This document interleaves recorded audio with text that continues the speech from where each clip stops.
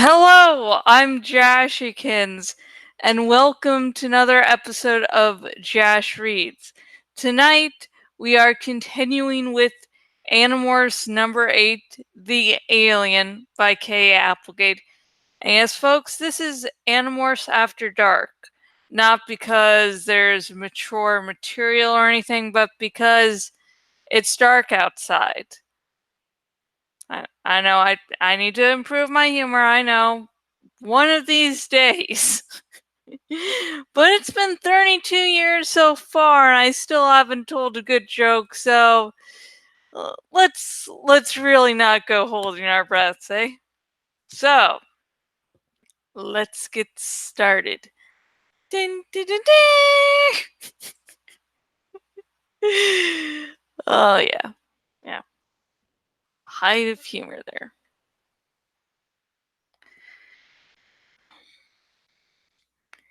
As the sun rose above the horizon the next morning, I stood by the small stream where I drank each day.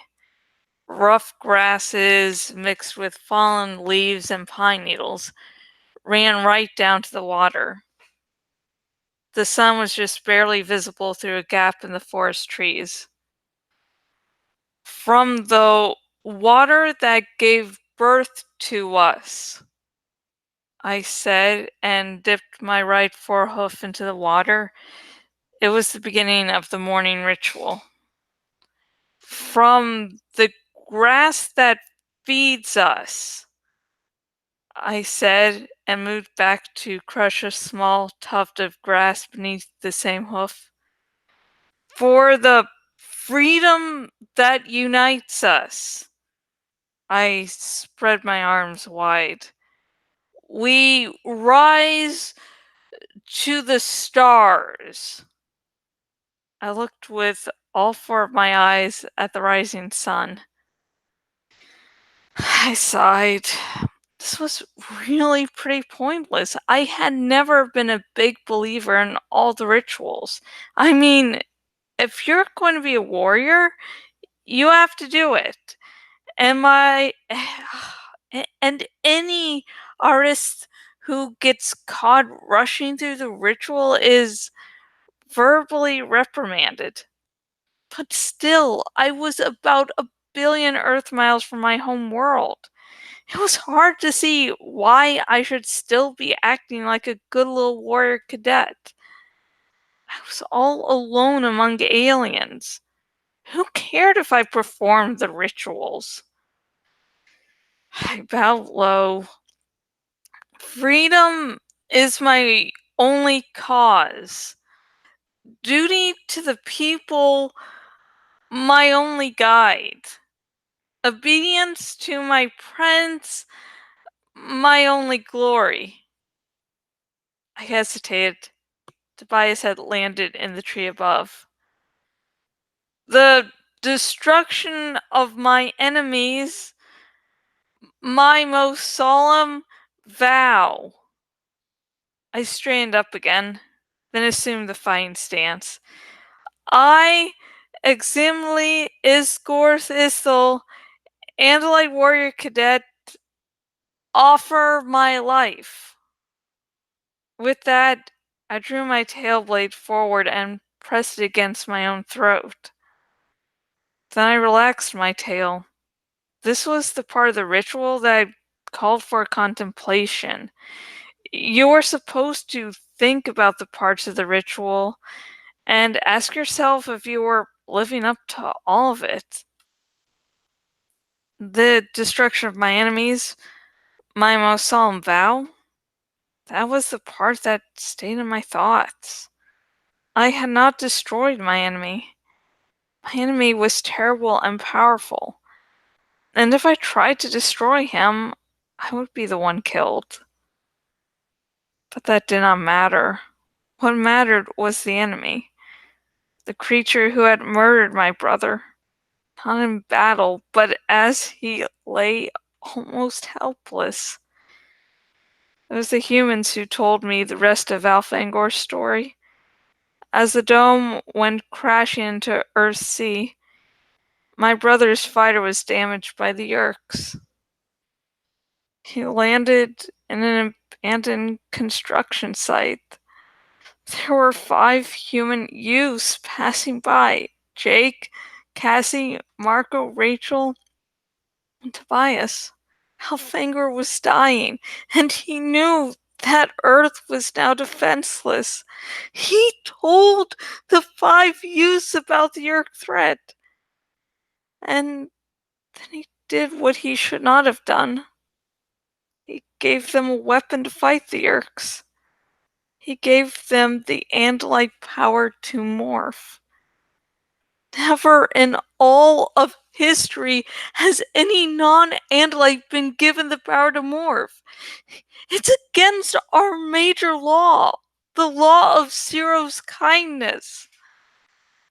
Only one other creature can morph: the Yeerk who invaded and took over an Andalite body. He is the only Andalite controller. There are hundreds of thousands of Orc, Bajir, and Axon and humans enslaved that way, but only one Andalite. Only one Yeerk has an Andalite body and the power to morph. The abomination, Visher 3. The humans told me of Elfangor's last battle. How Visher 3 had morphed into a huge monstrous creature. How Elfangor had fought to the very end, lashing out helplessly. How Visher 3 had opened his jaws and... The humans don't know it, but if Elfangor had lived, he would have been in huge trouble. He would have been demoted at very least. He would no longer have been a prince. Elfangor, as the great hero, would have been finished. The destruction of my enemies, my most solemn vow. I had faced Visher 3 more than once. He was still living. I had no excuse except that I was still just an artist. If I were a full warrior, it would have been total dishonor for me.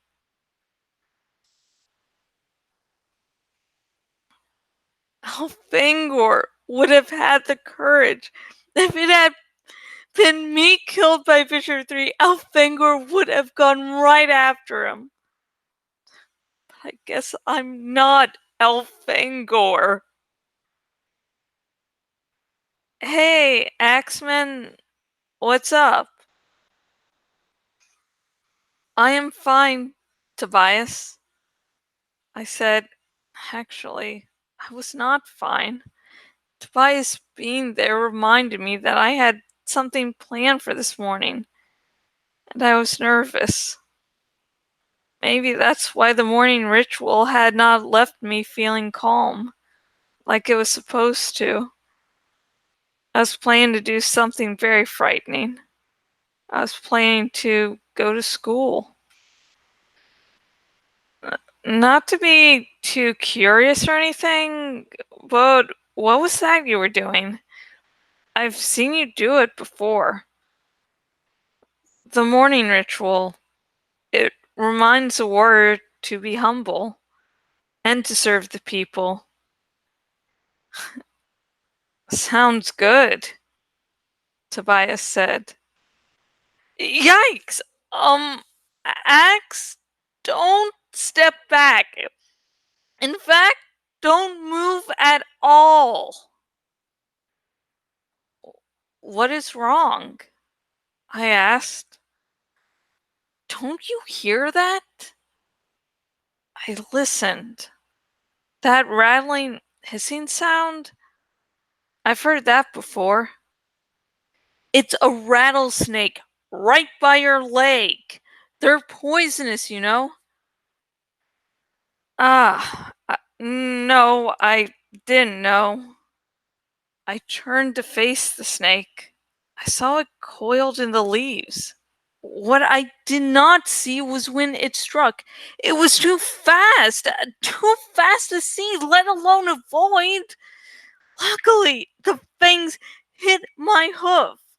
I whipped my tail forward and pressed the snake against the ground, holding it immobile. It squirmed and made the rattling sound with its tail. Better get rid of it, Tobias advised. But I had a different idea. I focused on the snake. I began to acquire it, absorbing the snake's DNA into my system. You want to be able to morph a rattlesnake? Tobias asked, sounding dubious. It's very fast, I said, and I have fewer earth morphs than the others. It may be useful someday. The snake had gone limp, the way animals always do when you acquire them. When I was done and the snake's DNA was within me, I used my tail to flip it away into some bushes. So, Tobias asked, are you still going ahead with your get to know the humans plan? Yes, I may be on this planet for a long time. I should be using this time to learn about humans, even though I think I may have behaved badly at the movie. Tobias laughed. He laughed for quite a while. Yeah. Yeah, I heard about that. You just need to stay away from chocolate. I am not prepared for taste. The experience is very powerful. Perhaps I should not morph into a human anymore. Don't, don't sweat it, Tobias said. But but speaking of taste, you realize there's this big mystery about you. A, a big mystery? Yeah. No one wants to ask you because they think maybe it's rude, but everyone wants to know how you eat with no mouth. How I eat? I repeated, puzzled. Well, I have hooves, don't I? Okay, Tobias said. I'll mind my own business. We started moving through the woods. I ran at a good speed. I enjoyed leaping fallen logs and dodging through dense patches of thorny bushes. I was getting to know this forest well. As I ran and leapt, Tobias flew overhead. At times he would rise through the canopy of trees and disappear from my sight. At other times he would flit from tree to tree, silent, swift. In school, during xenobiology, we had a section on humans. I told Tobias. It mostly involved human television programs, news shows, entertainment, music. Music? You mean like MTV? You were watching music videos on the Andalite homeworld? I don't remember what they wore. I didn't pay very much attention to xenobiology. I wish I had now. A warrior is supposed to be a scientist and an artist, as well as a fighter. But I didn't always enjoy that other stuff, so I didn't pay much attention. I suppose humans always pay attention in school. Absolutely, Tobias said. That's why I am such an expert on the War of 1812. A war? Tell me about it. I was kidding. I don't know anything about the War of 1812. We're just about there. Are you ready to start? We had reached a narrow spur of woods. Normally, I would not have dared to go this far because it was surrounded on three sides by human habitations. But Tobias was overhead, keeping his incredibly keen eyes open for any danger. Yes, I'm ready. Jake and Cassie are coming across the field. Time for you to morph. Time to get human. Tobias, will you? I mean, you'll be alone today while I'm with the others. What? Like I can't get along without you, Axeman? I have places to go, things to do, feathers to preen, rodent steed. Besides, Axe, Jake has already asked me to fly cover over the school while you're in there. I don't know why, but it made me feel better to think that Tobias would be in the sky above me all day. Sometimes I think Tobias and I could be true Shorm. A Shorm is a deep friend, someone you never lie to, someone who knows all your secrets. The word Shorm means tailblade. See, it's supposed to mean a person you would trust so much they could put their tail blade right up against your throat and you wouldn't even worry. Sometimes I think Tobias and I could be like that. We are both cut off from our own people. We're both alone.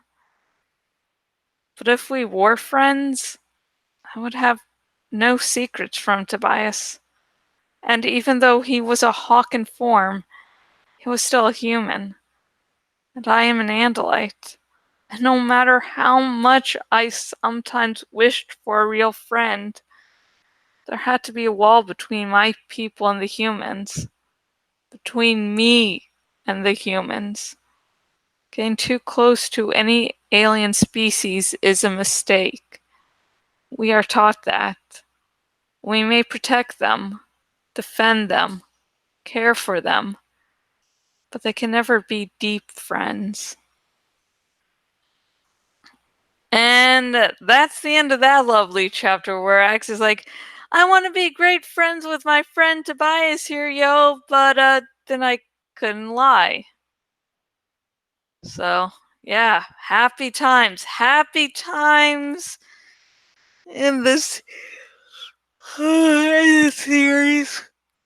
I've okay now. Usually, when I go about my day, I have long sort of breaks. I do like maybe 2 or 3 hours of blog stuff, then maybe 2 or 3 hours of lazing around and doing housework.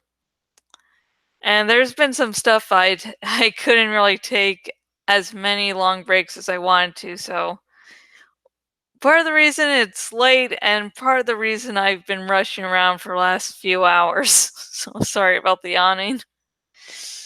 I okay. Now, I'm sort of very into shipping. Like you can just joke about pairing to me and I'm like, okay, I ship it, ta-da. I won't say if I ship her or not in this video, but I do like Tobias and Axe together just like they're both alone. Axe is like, he could be my true shore man. Like, yeah, that's totally platonic. And I know some people watching this will be like, oh, that's cute and adorable. And then another half will be, oh my gosh, that is just disgusting, Josh. Why did you mention that? Why? Why? Now I'm gonna have to bleach my brain. Like, some people don't like ships, some do. But the reason why people would may be so against, Tobias and Axe as a ship is something that can only be really revealed later on in the series. Some events happen, so some people really don't like the pair together. I think I worded that vague enough. This is always so. I think I really did that vague enough. So, people who have not yet read the series completely will be probably missing the mark of what I'm referring to, hopefully, because if you can guess what happens between them later on in the series, I will give you a gold star. I will fucking fly over to your house, congratulate you, because that, yeah. Except I don't have enough money for, plane tickets, so eh, I'll be on my to-do list. But anyways, there's this chapter does have a big focus on how Axe views killing Visher 3. And he can still remember being, face to face with him. And instead of him going, hey, I'm a young Andalite, I'm just an artist, I'm just a lowly cadet. He just, and that's why I couldn't possibly take him on. It would be very foolish because I would have really no hope in the situations I've run into him. So, and he doesn't think that. He doesn't think logically. It just goes, Alfangor is better than me. My brother's awesome. He can do anything. And yeah, not going, maybe Alfangor would realize tactical decision and decide that, hey, attacking Visher 3 is not smart. And if you do remember, I think back to Animorphs number 4, when the Animorphs tell him that Alfangor is dead, like, Axe has such admiration for his older brother that it's like, no way could anyone kill Alfangor. So, I'll leave you with this question, folks. What do you think about Axe having to kill... No, hang on, no. Let me rephrase this question. Do you think Alfangor would have, killed Visher 3? Do you think it's possible he could have, he would have, This is the problem with recording late at night. I can hardly speak in ad-libs. Not ad-libs, but words, things. Okay, let's try a third time's the charm. Do you think... Oh, shit. Okay, let's fourth time's the charm. Fourth time's the charm. Yeah, little known saying there. What do you think Alfangor would have done if Axe had died instead and he was honored bound to kill Visher 3? What do you think he would choose to do? Please comment down below. And, comment anything you think about this chapter 2. But remember, no major spoilers. So if you're going to talk about Alfangor or answer that question, do not use like any information we learn from the Andalite Chronicles, which does tell some of Alfangor's backstory. Do not do that. But if you do want to talk spoilers with me, say about that question about what Alfangor would have done about Visher 3, if you're on the YouTube's link in the description to my Tumblr Ask Box, where you can ask those questions, anything spoilery, anything Animorphs related, have fun asking me questions and gain answers, because that's awesome. And the reason why I don't want any spoilers is because I'm hoping against hope that people will discover the Animorphs series via these videos. So there are some pretty big twists and turns that this series takes, and those should not be spoiled. Okay, and if you are a new Animorph, welcome. Sadly, this fandom does not have cookies, but does have cinnamon buns, aka humanity's greatest creations. And if you would like to buy your very own copy of Animorphs #8 The Alien by K. Applegate, if you're on the YouTubes, link in the description. If you're on my blog, link down below, and both links will take you to where you can buy your very own copy of Animorphs #8 The Alien by K. Applegate. Now, if you don't want to buy the book via those links, I can totally understand why not.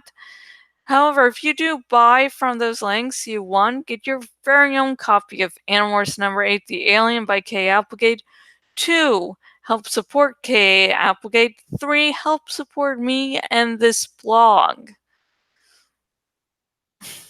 And if you're on the YouTubes, please like this video if you like learning about the morning ritual. Also, subscribe because I am going to read the entirety of both Animorphs #8 The Alien by K. Applegate and the Animorphs series as a whole. Also, I am doing another dramatic reading of The Inheritance Cycle by Christopher Paolini, currently on the first book, which is called Aragon. So, 2 good dramatic readings that are happening. Subscribe so you don't miss out. Let's see. Also, I got to subscribe. Oh yeah, if you're on my blog and on the desktop version of my blog, please choose the follow by email option so you never again miss out on any of my blog posts. I just send you dramatic readings, I do mini reviews, I do full reviews, I do long posts, I do a bunch of other stuff, so check it out. And the next part of my Animorphs dramatic reading will be on Monday. But in the meantime, you can stay tuned to this channel and watch old videos. And until next video, good